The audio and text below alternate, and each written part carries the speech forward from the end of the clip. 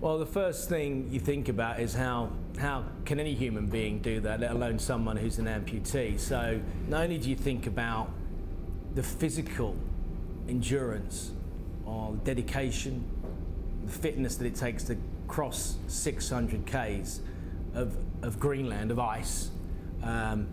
Forget about the polar bear, forget about the temperature, some 35 degrees below, ridiculous. You've got to think about the fact that the man's got it into his head that he's prepared to take on all those things despite the fact that, that he's lost part of his leg in Afghanistan.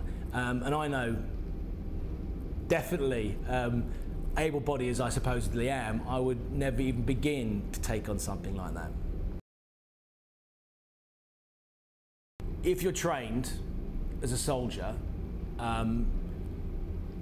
despite the fact that you have a disability, it's not going to take out of your head or out of your heart what you are intrinsically, which is someone who wants to overcome adversity, no matter what that adversity is.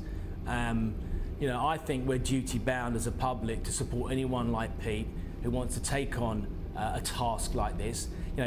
He's doing it to achieve something for himself, but ultimately he's raising money for other people who are suffering. And we've got to bear in mind that it's not just guys who served on the front line that benefit from Help for Heroes, it's their families, it's the wives, it's the girlfriends, and it's the kids. Well, yeah, I also think it's quite important, 65 degrees north, not everyone is ex-services, I believe. People have volunteered to help, but ultimately this journey is unsupported.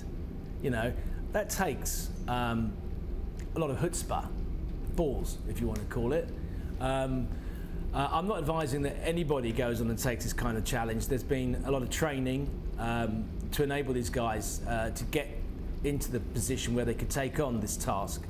But I'm all for the public support. If you can't make that journey, and I for one couldn't, but I will be helping by sponsoring them. I will be helping by trying to monitor the distance they make every day. I will be aware of what they're doing, and in that way, through sponsorship and by basically trying to, as I say, monitor the distances that they're making each day, and hopefully being in contact with them as much as I possibly can be online or with the team that are supporting them online, I'll hopefully have an insight into the challenges they're overcoming each day.